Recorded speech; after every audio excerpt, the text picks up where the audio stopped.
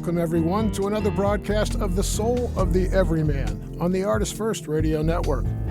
All past shows are archived. You can find them at ArtistFirst.com. Want to send a question or comment, hit us up at dj@artistfirst.com. And now here they are, folks. It is their destiny to be your show hosts, Michael and Margaret Lyons. Hey, he stole our lead. Beautiful. Yes, it is our destiny. It is your destiny to be here listening to us. Mm-hmm. And we were destined to be on this radio show with Scott a year and a half ago. And it's played out pretty well, we think. But anyway, welcome to the Soul of the Everyman. I'm Michael Lyons. And I'm Margaret. And it was a wonderful fate which brought us together. Things beyond our control. Way beyond our control. And that's our subject tonight. We're going to talk a little bit about the concept of fate, and I think there's some confusion. Maybe there's some dissonance about the whole concept of fate, both in sort of the ancient culture world and in the modern culture world, because I think. We were talking about this just a little while ago, that everyone sort of has a concept of that, I am the master of my own fate. I can do whatever I want. I can go to get an ice cream, or I can, walk the dog, or I can sit on my butt, or I can do something useful. I mean, I can do what I wish. I have my free will, and I would subscribe to that. I say, as an individual, you certainly have the ability to choose. And it's sort of what defines an individual, is the ability to choose, to do or to not do. But then there's this sort of larger sort of overarching concept that we feel that there are things which are obviously beyond our control, and it seems sometimes that life or circumstances put you in a spot or in a position which there's no way, regardless of what you thought you were doing. Now you're here. It's like, we got on the train. We were going to Chicago, and we ended up in, Moravia or something. We just couldn't. There's no way we could not go to this destination. And then when we get there, it's like, deal with it. It doesn't matter what you felt about it. Yeah, or what choice you've made. Right. All roads seem to lead to this one point, to this nexus point. Mm-hmm. And it is core of what our life path is about. I mean, for the most part, as you said, the feeling, of course, is that you want to be able to control what's going on around you. You want to be able to call the shots. Mm-hmm. You want to be able to say, well, this is what I've done. This has been my success, which also means that you have to admit when it's also your failure. Nobody wants that. But you do. So when life takes a hand and brings you to a point that is unavoidable, that's when the questions start arising. It's like, well, I never chose that. I don't remember giving permission for this. Right. And the whole concept of there's a huge sort of people who believe in telling of fortunes, or of predicting the future, or having premonitions. So all that kind of ball it all up into one giant ball, and you say, well, the belief or the idea is that somehow large sort of flows, big portions of what the future is, are sort of predetermined. They're sort of out there, and if you bring it down to its very sort of end game, it would mean that nothing that we do matters. That our lives, our destinies, our moment to moment, the illusion of free will, in essence, is that we think we're doing what we want to do, but in fact it's all predetermined. That the future is not only inescapable, but there's no choice, no true choice. And I think that's a fallacy when you start to say it that way. So that feels wrong. But then on the other side, you say, well, yeah, but there does seem to be this sort of these sort of inescapable life points or places that you get to that you weren't going to, and that you and it seems that no matter what, whichever way you wriggled and turned and tried to avoid, you ended up there. And sometimes you have these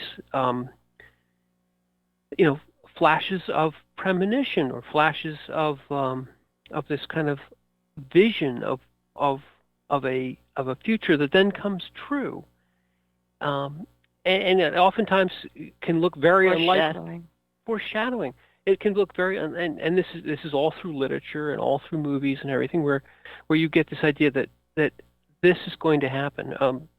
The wonderful popular Star Wars is a large portion of the plot kind of revolves around this sort of inescapable fate. This idea that this is your, and we have the concept, this is your destiny. This is what, no matter what you do, you're the chosen one. You're going to end up, somewhere doing something, because that's kind of who you are. It's like worked into your DNA that this is what you're going to be, regardless of how much you struggle against it.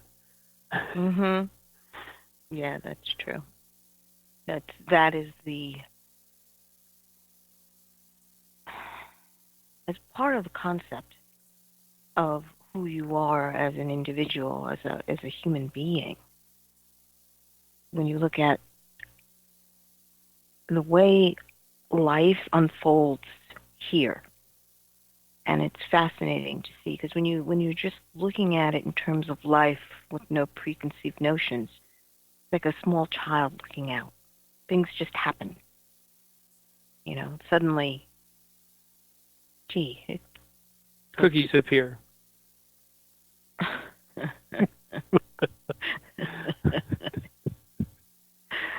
I was going to say the weather changes. Or cookies. All right. And suddenly you're hungry. Yes. Yes. And suddenly you find out that if you do this, then you're not hungry anymore. Mm. It's participating in the process of living. You're observing, and then suddenly you're doing something, and it alleviates a need or a want or a sensation. Suddenly you're touching something and it's cold, and you pull your hand away. It's not cold. It's that exploration. Even just the idea of what does cold mean. Mm. But as a child, there is really no thought to, I'm controlling my destiny. You're living. You're in the moment. That's pretty much it. Because every day there's something going on. And it takes everything you got to be able to handle that. It's actually a very good concept to explore, is that when you talk about destiny, you're also talking about the future. And you're not living in the moment anymore, because you're either living in the past or the future. Mhm. Mhm. And it's a projection at that point. Now, when the Greeks had kind of personified this concept of fate, they actually had broken it up into three beings, the three fates, as they call them. And one basically took the energy of life and spun it into a thread, which was supposed to be the substance of a man. And then another one measured out a length of it, a length of thread. And then the third one cut it, and that would be the end of the thread. So it's those three concepts of who you are, your life force is gathered and then spun, what you're made out of, good or bad. It was not in your hand to decide. Mm-hmm. And then it was measured and woven into a tapestry. So you have a place in this. With all the other threads. Right. Right. You're interwoven into different relationships and Well, and the tapestry itself is a wonderful concept, because when you're a thread in the tapestry, you can't see the picture. Mm-hmm. But from the outside, you see that there's a grand design here. So that's sort of what we were saying before, in essence, that these larger things, the weather, or events beyond your control, the whole kind of universe of things, what other people do that you have no idea they're going to do. This is the tapestry, and your thread. This is a wonderful concept from the Greeks. Your thread was woven through it, so that's your life. It takes all these wonderful turns, but it does preclude you. I mean, those turns of your life force through the tapestry to make up the picture make it a very deterministic life. In other words, once you're spun into the thread, there's no getting away from it. You have the they give you, man said, we have the illusion of freedom, but your life has been before you're even born, woven, measured, and cut. So this is your life. Right. The old, what was it, Art Linkletter? This is your life. And I think it's a lovely concept, but I think that there's so much to argue against it. But it was a great abstraction, because you can see where it comes from. This idea that a large portion of what you are and what's going to happen to you just kind of happens. Mm-hmm. And the idea of weaving, you're being woven. Your life is being woven into a set pattern or tapestry. Mm. And the master hand knows what color your thread is. Yep. And the texture of it and what it's been made out of. And what it would like the picture to be. It has. And the master hand knows the patterning. Yes. Okay. And then, so that kind of puts it into, well, this is your fate. This is your destiny. You're supposed to be here. And as you said, it doesn't seem to have a lot by way of free will. Right. And yet, you go forward to Christian concepts, and people say, well, that was God's will. Something happened, and whatever, something came into your life unexpectedly. It caused you to do things very differently. You no longer, you thought, I'm going to go down to the store and buy a carton of milk, and instead you broke your leg and ended up in the hospital. You're like, well, I didn't intend to do that, but then here I am. And you say, well, that's sort of foreordained. And then you say, well, I'm here for a reason. There's a weave to this tapestry that took a weird bend, but I'm still here. It's still me. I'm still supposed to observe and make decisions and learn and grow from this new crazy weave in the tapestry, and this new crazy band. So that's a Christian concept too. The idea that I wouldn't be here even in these crazy circumstances if it wasn't woven by a master hand, by Spirit, by God, putting me there. But the interesting weave there, if you will, is that our spirit still has to observe and decide what to do. How am I going to react, in essence, to where I am? Everything beyond my control. I'm put into this situation. I never wanted to be here, but yet I still have the idea, well, do I embrace it? Do I learn and grow from it? Do I become crushed and destroyed by it?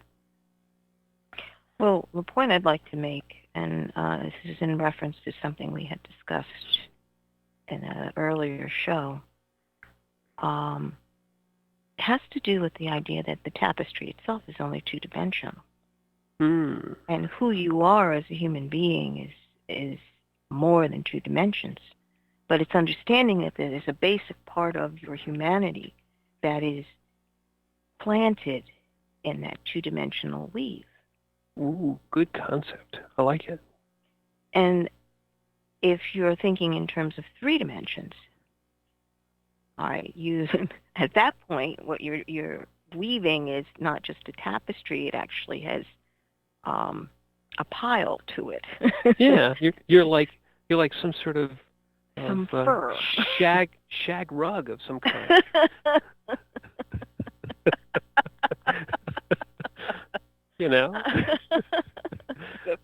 A making a shag carpet. A shag carpet.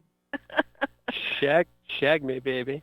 No, so Oh no, man. but no, I love it. Wait, you've struck upon something which I love because that brings the two concepts together. Yes, the warp and the weft of your thread is sort of, let's say, predetermined, but you aren't the two-dimensional tapestry. You are in the world. You're not of the world. That's a lovely Christian concept. In the world, not of the world. You have the ability to reach up to spirit and draw that down into the tapestry, to react, to grow, to change. And when you return, when your thread is cut at the end, you're not done. You're going back up into spirit. So I love that. Mhm. That was like fated to be. Oh dear. I'm just astounded now. Go ahead. If you can embrace that as a concept, you begin to understand that you as an individual or a human being, you're not just the thread, and it's not just the texture that's being woven in this tapestry. You yourself are so much more. But that is the eternal part of you touching into this dimension of space and time and being woven in because you're participating with this point of now in time and in space. So at that point, there's a lot of creativity involved because you decide what your reaction is going to be to the interweavings that are happening in your life. And I guess that produces the texture. The shag. Stop. The fuzz, baby. Well, oh man. So this no. I don't want to talk to you anymore. No, it's a wonderful concept because in essence, that where your thread moves through the tapestry of life is not under your control. Mm-hmm. And if you make it into a scientific concept, well, space-time, that's the weaving of reality. I like to look at it in terms of this is your DNA strand, and this is what your physical body has been woven into. That's another way, yeah. All the traits that your DNA actually holds are woven into your very physical body, cell per cell. But it's the physical too, and yes. That when you're embodied, look back to the Greeks, with the one who embodies Clotho or whatever her name was of the Fates. She's gathering the energy, spirit, life force, yeah, life force, spinning it. So now embodying it in essence, giving it physical form, putting it into a physical space, a physical space-time, measuring it. The one who measures says, well, this is the length of the thread that is required. It's woven at that point. And then woven. Lachesis, I think is her name. Yes. And so you're woven in, and then you begin. But now from the whole point of time, up until the point you reach your cut, you still have the thread of you reaching up, growing up to spirit, pulling spirit down, reacting, changing, becoming, that's your free will, that piece of you that says, I will experience this in one way or another way. Mm-hmm. Mm-hmm. And in that effect, if you think of it, that's a hologram. It's a hologram. That becomes a hologram. Yes. It becomes, because the interaction of light within the structures of a two-dimensional plane produces the images of three dimensions. And if you break apart any piece of that sheet of glass of the hologram image is contained in every little piece. Yes. It's lovely.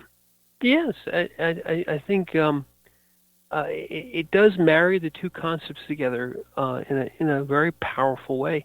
And so if you know, if you go back a little bit and sort of talk about the way language informs us, the way this is always looked at, is that you can think of your life as being sort of fated. It isn't that that your choices don't change the way your life unfolds, because in essence, what your choices are doing are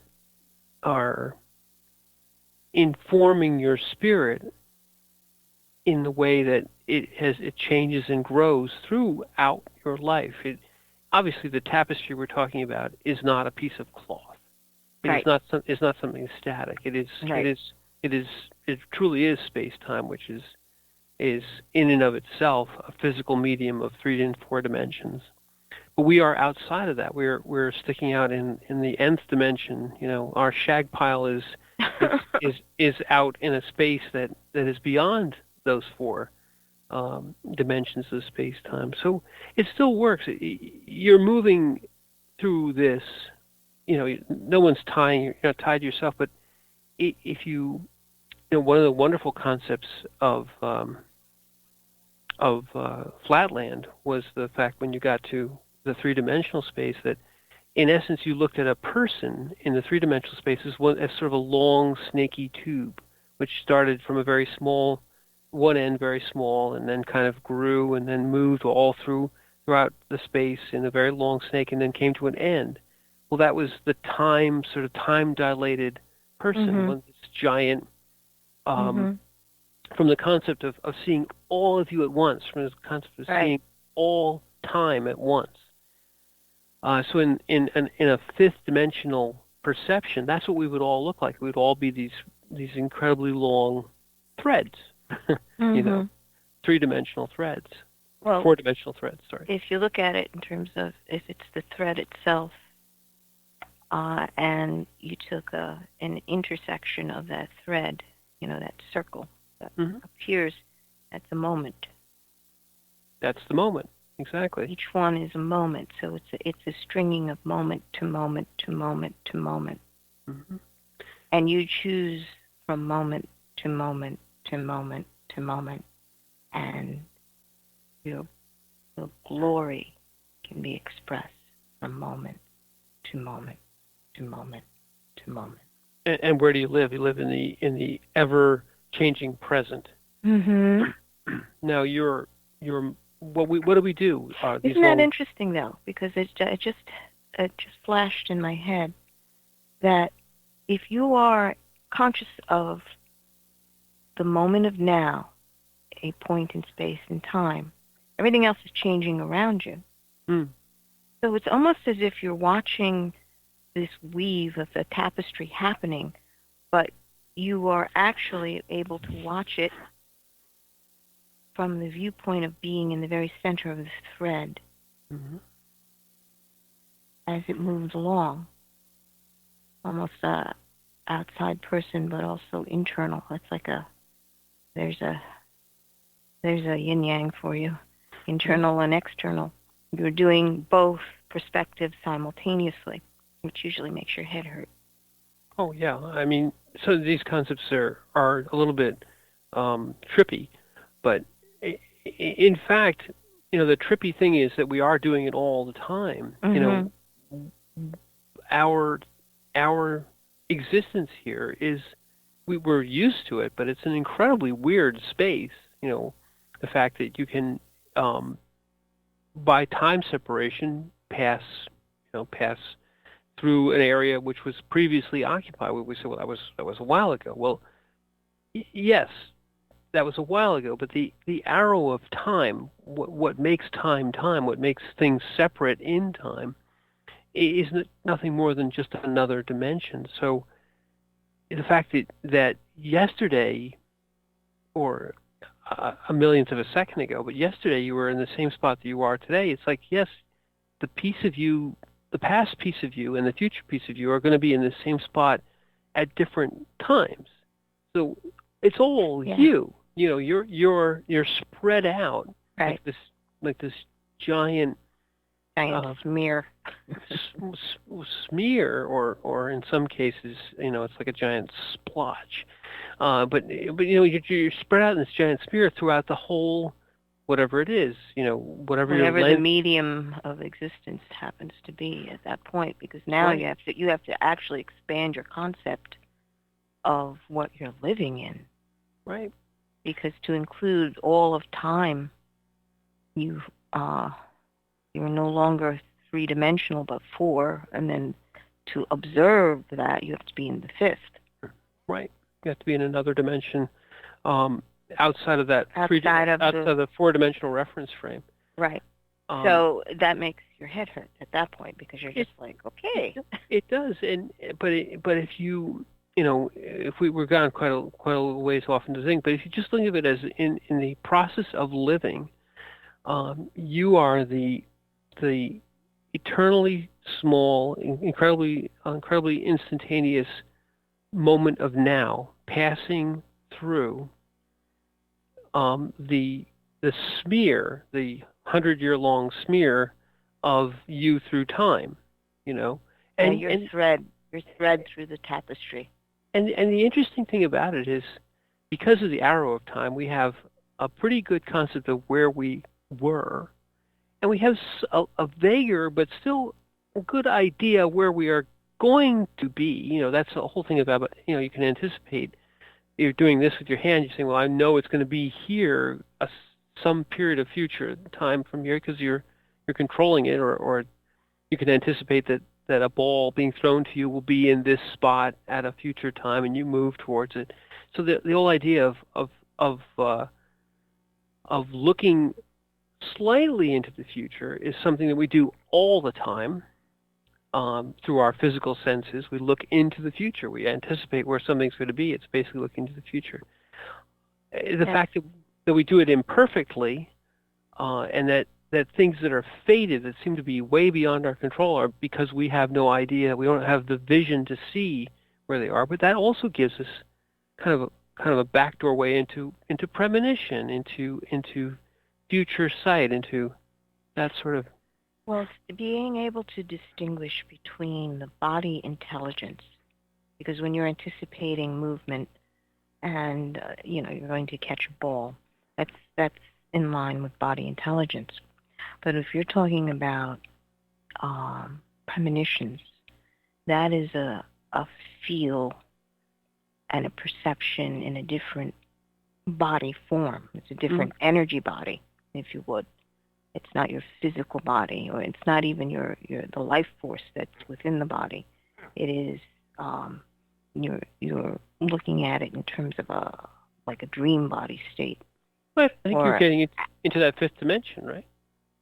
Yes. Well, you have to embrace the concept that you are a spirit and a soul. You have a soul, and that there is something outside of this physical body. You have to go there and actually be there first.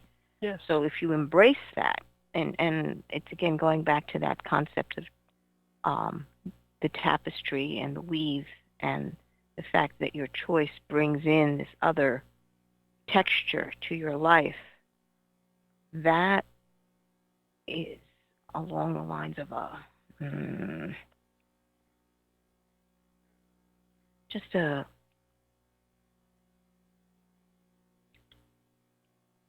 an aspect of, how do I even say this?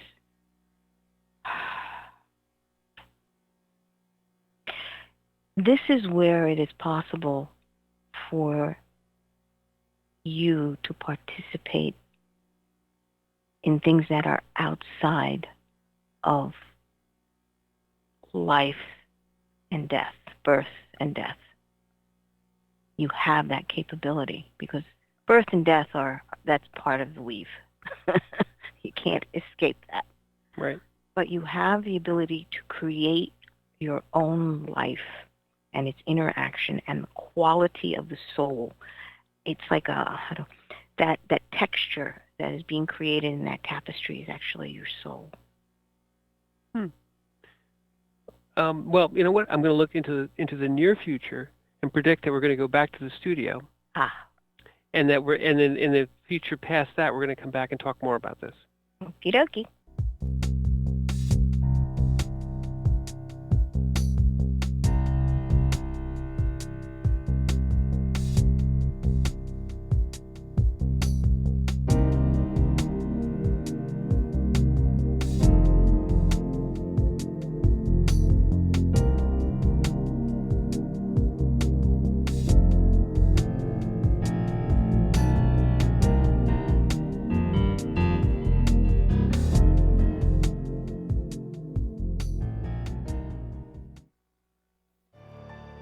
The Timeless Esoterica radio program with Dr. Bruce is broadcast on the fourth Monday of every month at 8 p.m. Pacific, 11 p.m. Eastern on ArtistFirst.com.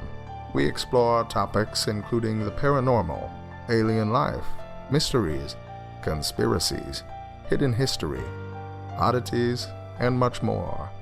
Each show will feature a special guest with exciting and thought-provoking discussion. Always keep an open mind, an open heart, live forever, and remember Dr. Bruce believes in you.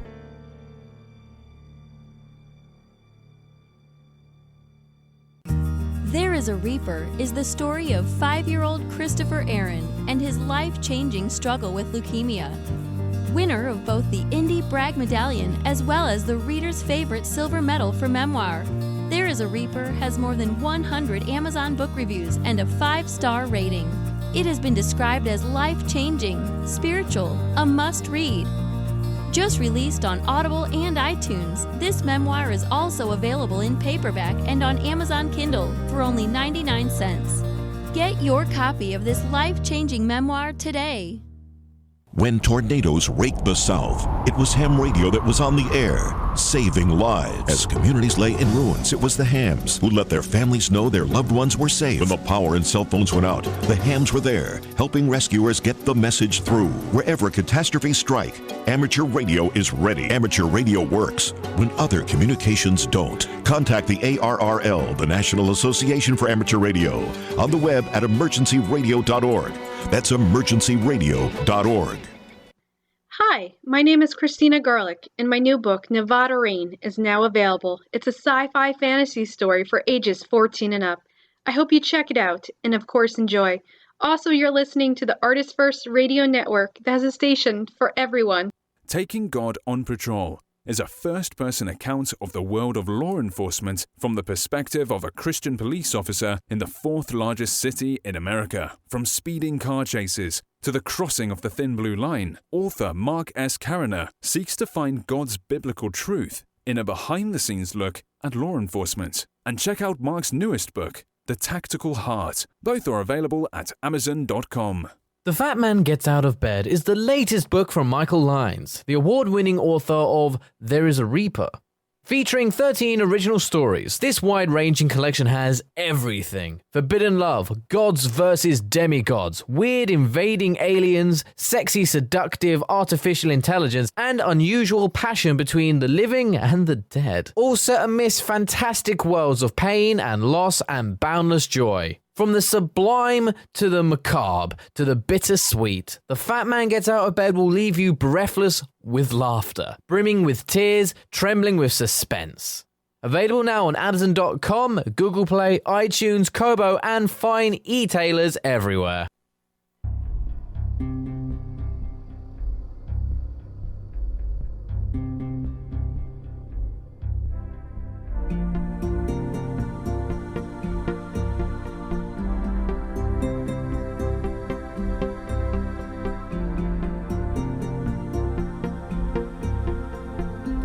Thank you for listening to The Soul of the Everyman on the ArtistFirst Radio Network.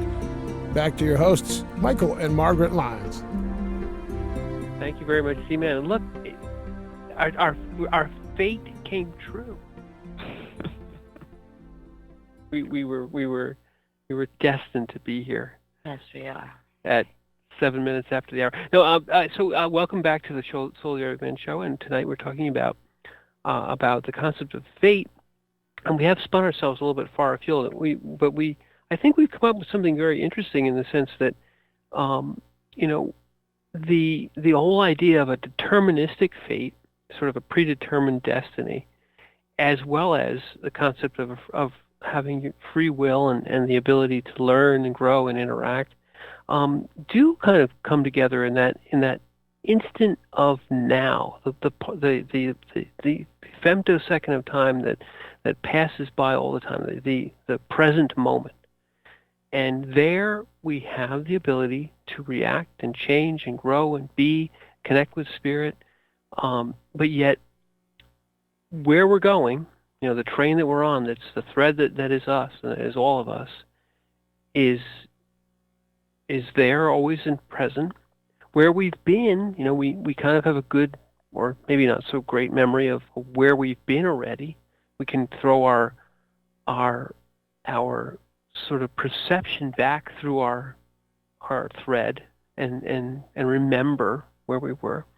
And in some cases, we can kind of remember the future, and it's sort of an oxymoron. You can't really remember the future, but you have this idea of a separation of yourself from your physical, from your thread, getting up out into the realm where you can perceive all of you, all time, all existence, into the spirit realm, and then being able to look forward and see into the portion of your thread which you haven't yet perceived, haven't yet lived through yet. And it's dim, and it's not necessarily that you can bring all that information back, but you do get the sense of a future, of where you're going to be, of what's going to happen in your life. You get it through dream, you get it through premonition. Mm-hmm. Just the concept of where or how your energy is actually interwoven into this realm. Mm-hmm. And consciousness, that awareness of what is around you, who you are and who you are not. Mm. All that consciousness is the one point that you are to concentrate on. You are not supposed to be reliving old things or worrying about future things. You are supposed to be in the present moment, and that's where your consciousness burns bright. Mm. Doesn't mean that you don't learn things and, because this happened in the past, this may happen in the future. All that is part of that awareness. But to concentrate solely on a repetitive pattern cuts short what you are capable of choosing. Mm-hmm.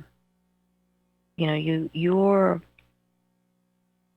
enjoyment of being alive gets curtailed by worry, gets curtailed by regret, emotions, negative emotions. And you have the free will to choose that state that you want your heart to reside in. Mm. But what I find interesting is most of us are more concerned with the warp and the woof that you're being pulled through, your thread of life being pulled through, where the turns are happening and how much tension is on your life. Mm. Instead of understanding that you choose that state of embodiment in that moment. And it's got to, the only way that can happen, where you can burn your brightest or you can be your strongest within that thread, is by being present in that moment of now. And it's got to be now. It can't be anyplace else but now. So you have the strongest impact on your own thread in the moment of now, and how much life you are imbuing into your thread.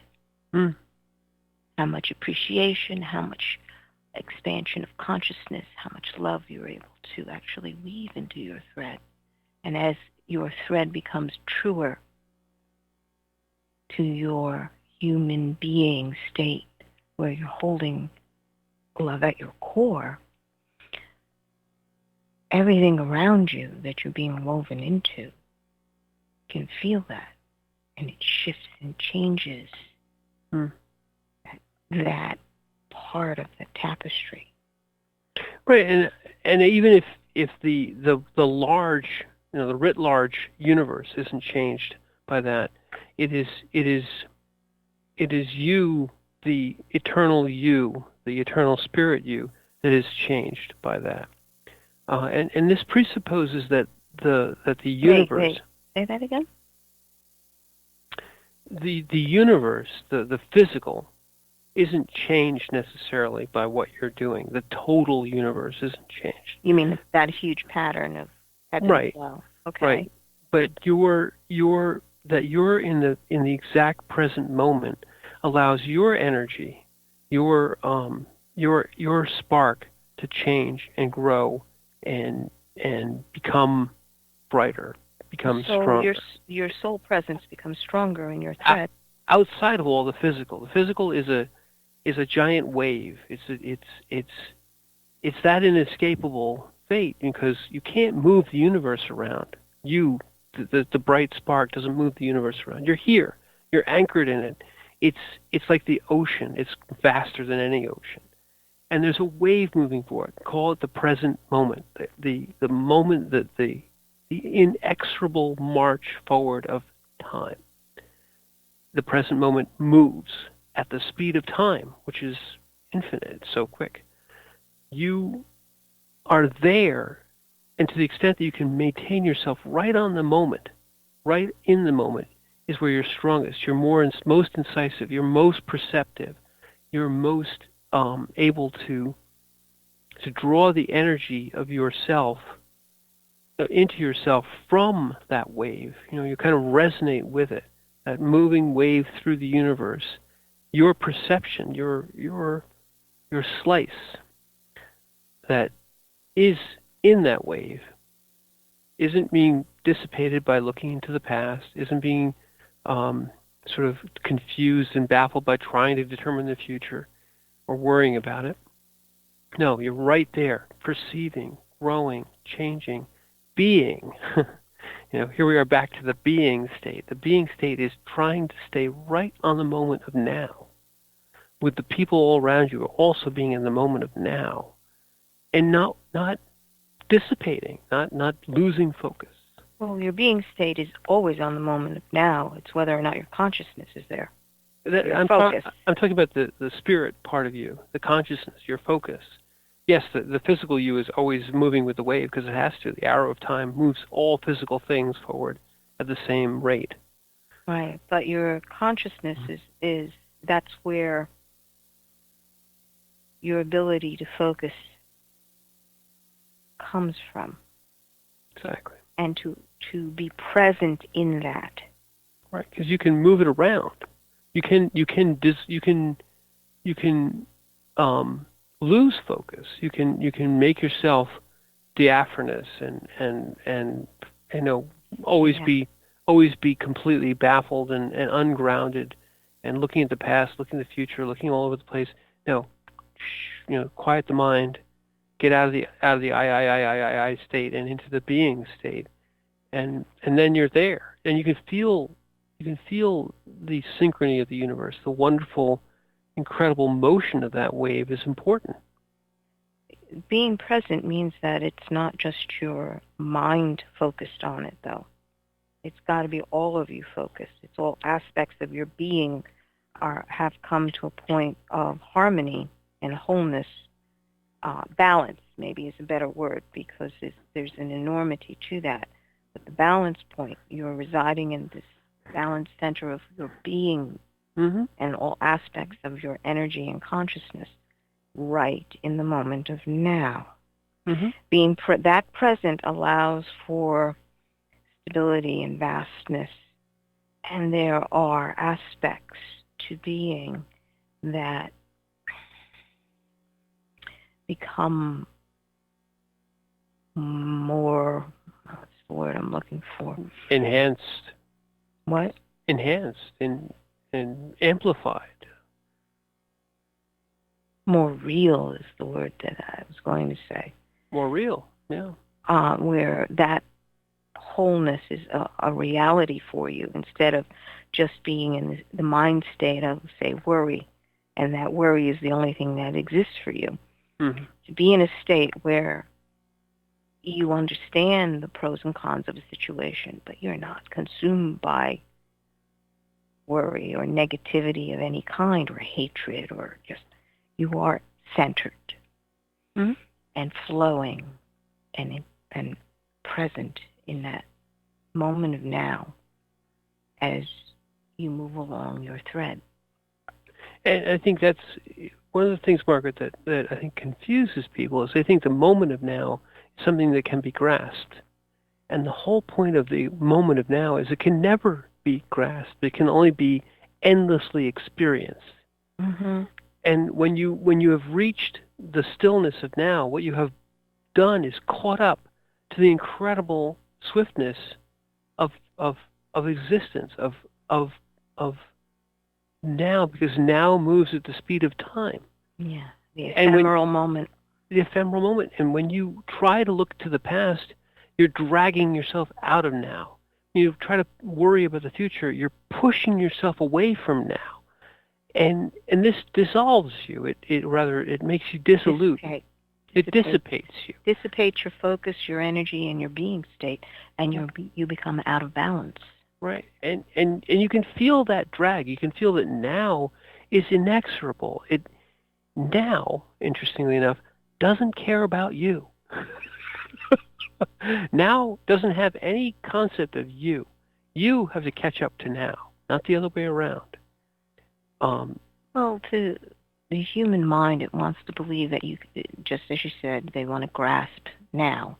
Mm-hmm. But that's like, you know how people say, go out and grab life. And you're sitting there going, you don't understand. Life is to be lived, not to be held on to. Exactly. It's that whole, if I could put time in a bottle thing, it's, you cannot. You can't. The whole point of time is that it is in, it cannot be captured. It can't be stopped. You have to get onto it, stay with it, and be in the eternal perception, and then use that moving, but connect up that way. Connect up to spirit. So there's your eternal. That's the moment you can grab, the eternal spirit you. But the eternal spirit you will be right in the now that moves through the physical you, the physical everything of the universe that is all around you. But you're the spoke in that wheel. Here, the universe is the wheel, but you're this. Moving, the wheel moves as fast as you want, but you stay right on center, right on point. Right, and the idea, when you're speaking of the wheel, your consciousness is to be centered, not on the outside spoke of the wheel. Exactly. Because then you ride on the highs and the lows constantly instead of being at center and accessing all of it, all aspects you see very broadly from center. Yep. But it is part of that grasping of the understanding of your participation down here. You are participating in that weaving of the tapestry, and you've agreed to that. Very true. You know, your spirit can't be forced into anything. No. And you've agreed to experience what it means to be a lesser dimensional being.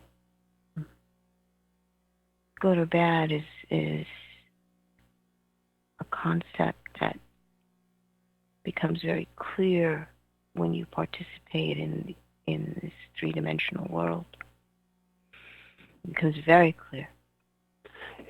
Interesting to go back to our beginning with the fates. The one who gathers the energies. It's Close not doing up. it close up. She's not. I'll use the word, but she's not gripping your spirit and embodying you. It is an agreement, you agree to take your eternal you and embody it for a time, a length, a measured length, and have an end, have a beginning and an end. The one who cuts the beginning and the end. Atropos. Atropos. Atropos. I can't. Aphropos. She makes the depth of the pile. She's the one who is in essence. Who? What are you talking about? I'm trying to make something. I'm trying to say that in essence, your beginning and your end are cuts. It isn't that you're somehow this eternal thing that gets cut at the end of your life. No, it's you're measured and cut and woven. You're gathered, measured, cut, and woven, and then you begin. The string begins, and off you go. A strand of your being has been extended into and woven into that thread. Into the physical. Mm-hmm. And that strand of being is the basis by which you anchor yourself in this life. And you understand that the decisions that you make help color your life thread from birth all the way to death. Mm. Okay, so in that respect, you can see how humans in general have struggled with this concept of, well, am I in charge of my destiny or am I not? Exactly. But you are a very complicated being. Mm. This is not so simple. Two-dimensional. It just sounds simple, doesn't it? Right. Not yes or no. It's yes and no. Yes. Yes, you are, and yes, you're not. Therefore, man is an incredible paradox. You embody both ends, both extremes. Yes. And most of the time, if you just think of it abstractly, both extremes, extreme positive, extreme negative, when they come together, you're supposed to null yourself. You're supposed to be a null state. And it's like, no, you're so much more.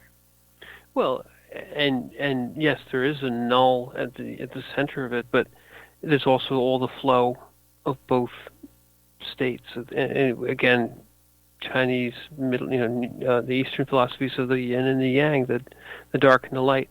We say good and bad, but I think it's a very sort of immature concept.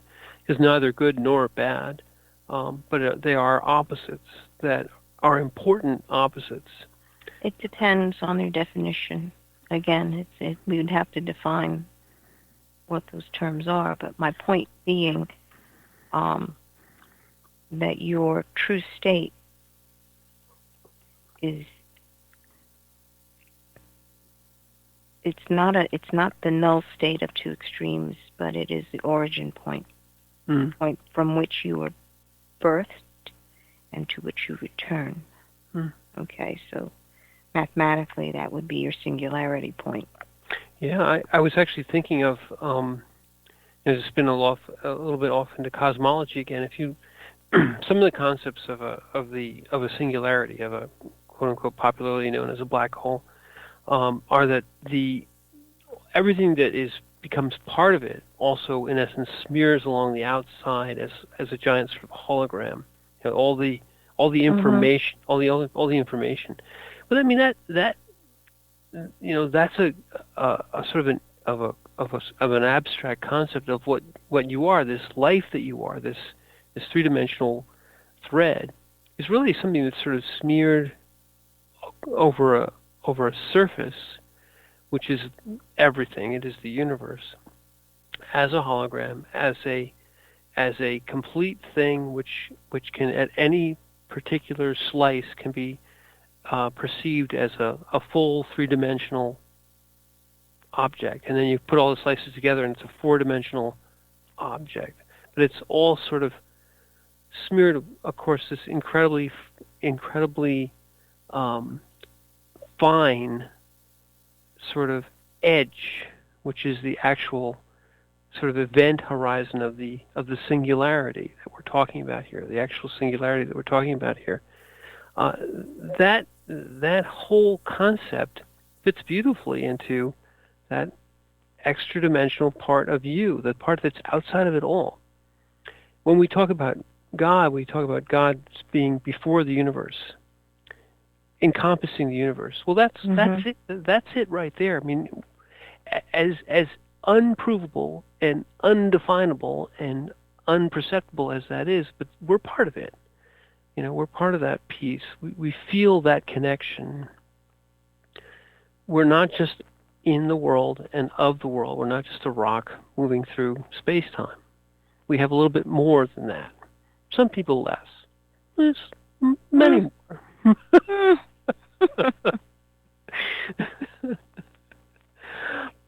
But yeah, you know, your spirit is an intrinsic part of who you are. Yep. And it's just what we're doing is discussing the impact that you actually have on your own soul. Yes. And I think we didn't really talk about the impact of one soul to another soul, because that again is a magnification. It's again, each thread interacts with the other threads, and you can interact at the physical, of course, and the physical and four-dimensional, but you can interact at that, let's call it the fifth dimensional level, at the spirit level. And when those two threads come together in the physical, they also have the ability to come together in the spiritual. And then you don't just magnify the moment of now.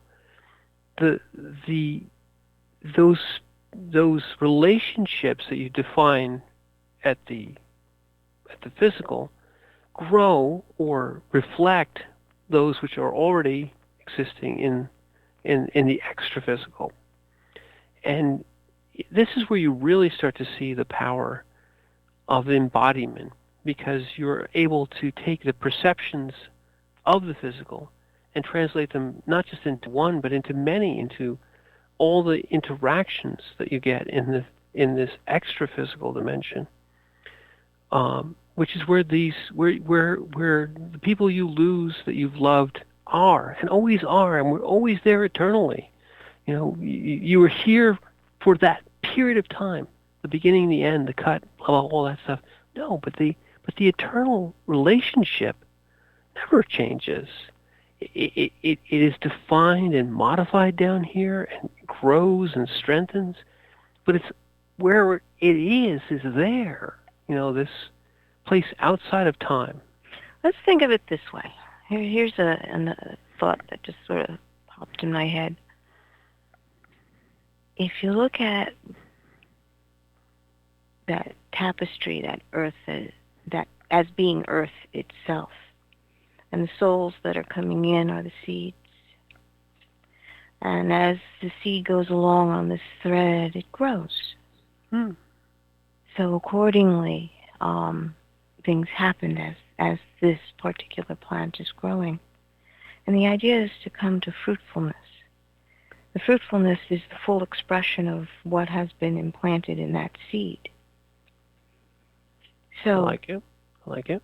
When that seed has gone through its cycle and brings forth fruit that can then be again implanted down.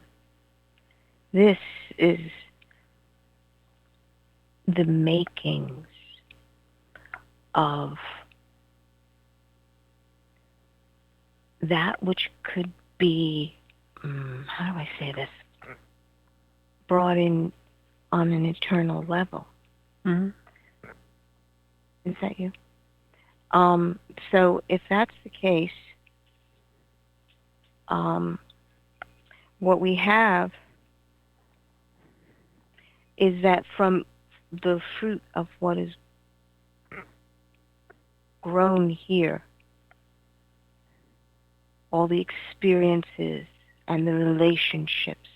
Because if you think of it in terms of this is a growth of love, then those relationships of love and aspects of it are brought back up into the eternal. Yes. An eternal reflection and expression of what love is. Yes, it's written in our stars. Actually, no, it's a beautiful concept. I love it, and I think we have come to the fated end of this show. But it's been a good one. Yes, and I'm one of your hosts, Margaret. Right? And I'm Michael, and thank you very much for listening to The Soul of Everyman.